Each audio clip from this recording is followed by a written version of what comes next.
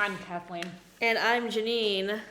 And we are refilming our podcast episode because we ran into music copyright issues Part the two. last time we tried to film Yeah. our video. So today we are talking about mother-daughter relationships and books and TV shows and movies. So the first book we are talking about today is Crying in H Mart by Michelle Zauner. This memoir is by a musician who is in a band called Japanese Breakfast, who I still need to hear the music of. I haven't heard of them yet. I mean, I haven't listened to their music yet, but I'm excited to. So the underlying themes in this book and the next book we're discussing, One Italian Summer, or the book that we're talking about in a few minutes, is grief, because in both of the mothers in these books have cancer, and that's how they eventually pass away. Yep. So with this book, what I liked is learning about a different culture, because Michelle Zauner is Korean, and just like Mrs. Kim and Lane, this book is a very interesting way to dive into the Korean culture, learn about their cultural norms and the food that they make. Yeah. That's why it's called Crying in H Mart, because I guess H Mart is like a Korean supermarket. Yep. So I loved this book, but I wish that Michelle Zauner had talked a little bit about her music career with Japanese Breakfast, because as we get into the later seasons of Gilmore Girls, we see the progression of the rise and fall of Lane's band, Hep Alien, which is a reversal of Helen Pye's name. Helen Pye is the best friend of Amy Sherman Palladino, who is one of the producers and directors of Gilmore Girls. I gave this book 4.5 stars. What about you? I give it 4.5 stars, but I feel like it's a really well written book, and I just really enjoyed the her talking about her relationship with her mom, and just like learning about the Korean life, and similar to like the food that they ate. Okay, so the next book we're talking about today, I do not have a physical copy with me, but We'll insert picture here. The picture of the audiobook cover will be inserted. We are talking about Friends, Lovers, and a Big Terrible Thing, specifically on page 25, when Matthew Perry talks about his relationship with his mom. The quote reads, "My mom's job, therefore, meant that she was away for work a lot, and I was left to compete with the ongoing concerns of a major Western democracy and its charismatic swordsman if I wanted a little attention." So, he is talking about the job that his mother, Suzanne Perry, had with the Canadian Prime Minister, who at that time was Pierre Trudeau, who is the father of Justin Trudeau, who I think is the current Prime Minister of Canada, or maybe he was the Prime Minister of Canada a couple of years ago. But that's neither here nor there. That has nothing to do with Mother's Day. That's just Mrs. Perry's job at the time.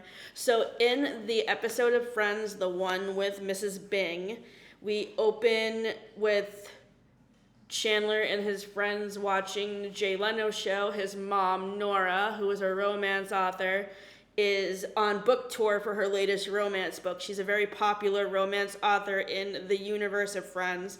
And obviously, Chandler is bitter about this because, much like Matthew Perry's mom being away for work a lot with the Canadian Prime Minister, Chandler's mom is away a lot promoting her romance books. The drama in this episode comes up where Ross drunkenly kisses Chandler's mom. Think of American Pie when you think of this particular scene with Stifler, with the character, I can't remember the character's name, but it's Sean William Scott's character kisses Stifler's mom, who is played by Jennifer Coolidge.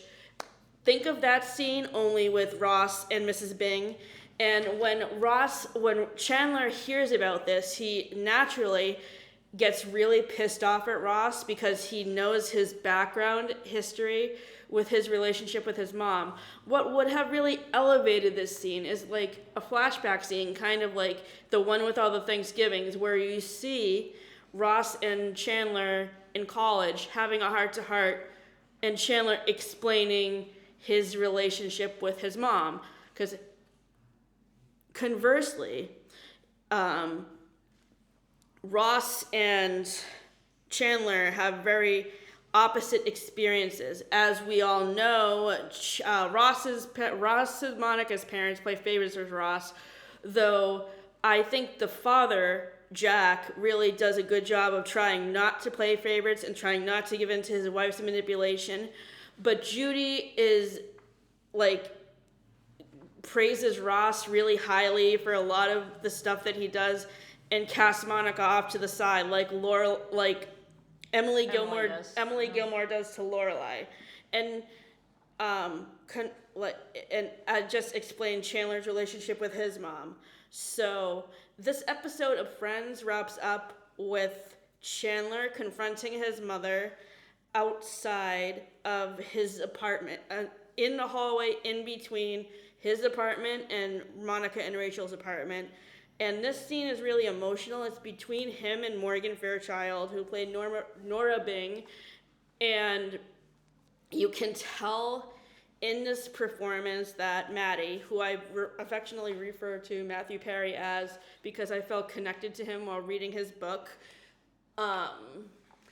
you see his emotion on his sleeve about how he felt about his relationship with his mom when he is performing in this scene opposite Morgan Fairchild, and how angry and bitter he must have felt toward his mom for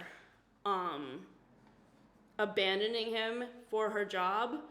But I'm really glad that things ended happy for them before he passed away, because Matthew Perry later on goes on to work things out with his mom and bend the brokenness of their relationship, which was good for me to see as a reader.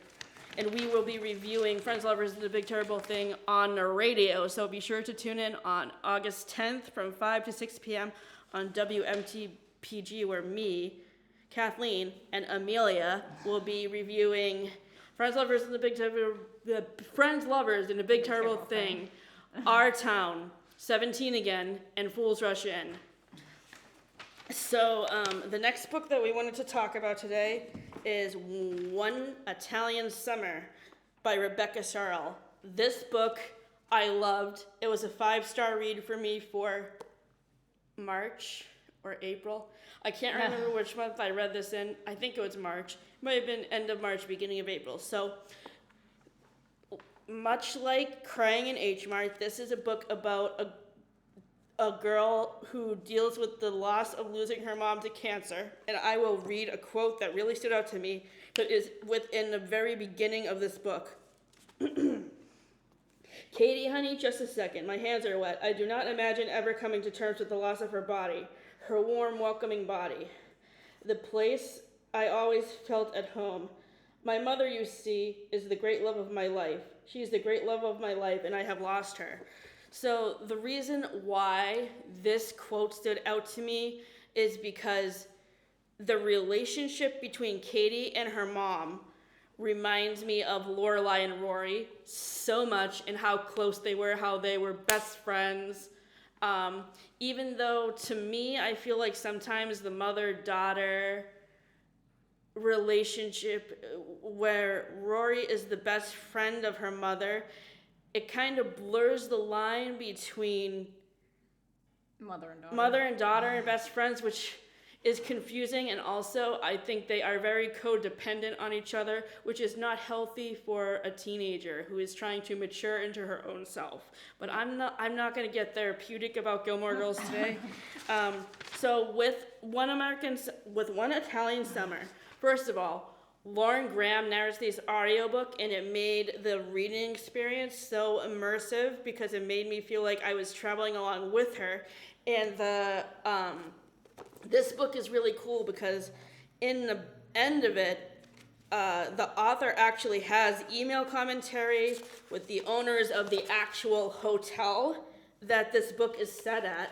It's called the Hotel Poseidon, and I really want to go there. For those of you who do not know me, my family is Italian. They live in Tuscany. This book is set on the Amalfi Coast, which is probably nowhere near Tuscany. I don't know how close these places are to each other, but this is a place I really want to go, and I want to stay at this hotel and get the whole effect of this book. 5 stars, by the way. I give it 5 stars too. I feel like I enjoyed the description of the mother-daughter relationship that Katie gave in the book, the main character, and so I just feel like it was just really well done. Okay, now we're gonna talk about mother-daughter relationships in Gilmore Girls. Okay, so for me, right now we are midway through season 3, and we've watched enough episodes to basically gauge how we feel about Emily and Lorelai. So their dynamics are very similar, in my opinion. I don't know if you agree, to Judy and Monica, although Emily is a lot more meaner and manipulative and opinionated than Judy. Yeah. Judy Geller is played by Christina Pickles, and Emily Gilmore is played by Kelly Bishop, who I think she was great as Emily Gilmore. I mean, I think they cast her really well. So Emily is not my top favorite character. I would say my top favorite characters in Gilmore Girls are Luke, Suki, Lane, and Madeline, but Emily is not too far below on that ranking. Yeah. And I can definitely, we recently watched the episode of Gilmore Girls Face Off, which is about, in one part of the episode is about Rory going to watch Dean play hockey, and she meets his new girlfriend, who is a classmate of hers from Stars Hollow. Hi, her name is Lindsay, and we'll probably review an episode with Dean and Lindsay in it in a later episode of the podcast. But we see in this episode that Richard's mom, Trix, who is Lorelai the First, comes to visit, and she basically overtakes their house and she likes things certain ways. She likes things in certain ways, and she's very picky about things. She also treats Emily like a maid in her own house, which I found to be a bit weird.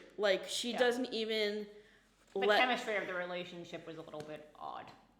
That's because I think Trix has Richard wrapped around her finger. I agree. We are going to be talking about Trix and Richard in the podcast where we review the holiday episode, That'll Do Pig, which will be out in December. Yeah. So we can talk more about that then. My favorite moment with Emily and Lorelai, though, is the fashion show scene when they do the fashion show for Chilton, when they're wearing the matching... Yeah, where they're watching... Yeah. Where they're wearing the matching red jackets. Yeah, no, I liked that episode too. That was really enjoyable. And like I said, I feel like that Emily's character is super opinionated about certain things. She likes certain things a certain way, just kind of like Trix likes things certain ways. Which I think for their relationship makes it a little bit challenging. Now, with Lorelai and Rory, we mentioned a little bit ago that there are certain situations where Lorelai's more a mom. Lorelai is more a best friend to Rory than a mother and a daughter. But I think there are certain situations where Lorelai is a good mom. Yep. Like when she stands up to Dean after he dumps Rory, or in the very first episode where she's refusing to go to Chilton and she says, you're gonna go to Chilton whether you like it or not, no questions asked. Yeah. Those are the times when I thought that she was a good mom. Yeah, no, I feel like that's a good example of when she was being more a mom than a friend. My favorite Lorelai and Rory moments up to the point that we are at in Gilmore Girls are in Love and War and Snow and Road Trip to Harvard. Yeah. And with Lane and Mrs. Kim, I forgot to mention this when we were talking about crying in H Mart, but I would say that Mrs. Kim is not as manipulative as Emily Gilmore, but... No, but she's very protective and she wants certain things for Lane. I guess you could say. The next book we're going to talk about is Pride and Prejudice. So, much like Sisterhood of the Traveling Pants and Tuck Everlasting, the thing that stood out most to me about this movie was the cinematography. This book is set in Victorian London, and I really love the scenery of the London. It made it very atmospheric, and the dance scene makes me think of the Fezziwig's Christmas party scene in A Christmas Carol. While we have not watched the movie of Bridget Jones' Diary yet, I feel that that book is a good modern retelling of Pride and Prejudice, and I also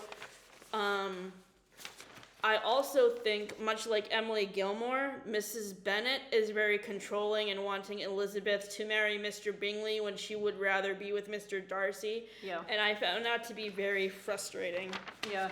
I feel like the Mrs. Bennet was a little bit kind of wanting certain things for her daughter more than the dad, and the dad was a little bit more open to certain things. He was a lot more flexible. And I don't know if that's just the English style. And living in England, like Matt said he also liked the atmosphere of the movie of Pride and Prejudice, and that he thought that Mrs. Bennet was very controlling. Yeah. Finally, today we are going to talk about Sisterhood of the Traveling Pants. I am almost done reading the series. I just have to read book 4. I love... How do you pronounce this woman's name? Braceras? Anna Bricheres. Yeah. I believe is how you say it. So, I really like this author's writing style. It's very engaging. It makes you be immersive in the situations that the 4 characters are in. The 4 characters we meet in this book are Carmen, who is portrayed in the movie by America Ferrera, Lena, who is portrayed by Alexis Bledel, Tibby, who is played by Amber Tamblyn, and then Bridget, who is played by Blake Lively from Gossip Girl and It Ends With Us. Yep. So I think we agree that our favorite character in Sisterhood was Lena, right? And the reason why we like Lena is because she comes from a big family. She's Greek, I'm Italian, Kathleen is Irish. And I was able to relate to Carmen in the second movie because she was at a theater internship for the summer, and that was my college internship that I had in 2007 when I worked in the publicity department and was on stage in various productions at the New London Barn Playhouse in New London, New Hampshire, under the direction of Nancy Barry, who has become a very close friend to me and Matt ever since I had that internship. She's very nice. She now runs a theater in Meredith, New Hampshire called Interlake Summer Theater, which we try to go to every summer based on our schedule and budget. And we are hopefully going to see Tootsie there at the end of July. I feel like both movies were really well done, both the first and the second. Yes. They're a little bit different from each other, but they're both really well done. I think one aspect of the Sisterhood of the Traveling Pants movies that has not aged well at all is the relationship dynamic between Bridget and her soccer coach and Lena and Costos. Yeah. There's like a big age gap with those two, but it's gross, and I don't think it would go over particularly well in the current world we're in with Me Too and whatever other movements there are about women. I don't remember. I think Me Too is the only like one you can think of. One I can think of right now. Let's see, what else did... Oh, and then in Sisterhood in the Traveling Pants 2, her mother is going to have a baby, but she cannot be there because she's in her play. So Tibby goes to the hospital. Goes to the hospital to be with her mom while she's having the baby. And I really love the scene where she's watching the video. I think Carmen and her mom really have a good relationship in the first movie. It's really not talked about much in the second movie because she's in college. No, but I think they have a good chemistry and they have a nice relationship. You can tell from the first movie that they're, they're kind of supporting each other and always there for each other because they only had the two of them, so. How would you rate the Sisterhood of the Traveling Pants movies? I give it 9 stars for both movies. And then the book was what, 4 stars, 4.55? Yeah, 4.5 to 5 stars for the books. Okay, so thank you for tuning in. Thank you. Our next video will be out on June 8th, and then as we said in the beginning, please tune in to our radio show on August 10th on WMPG. And if you do not live in Maine, you can always tune into the radio broadcast the following day. It will be available online for you to listen to. Yep.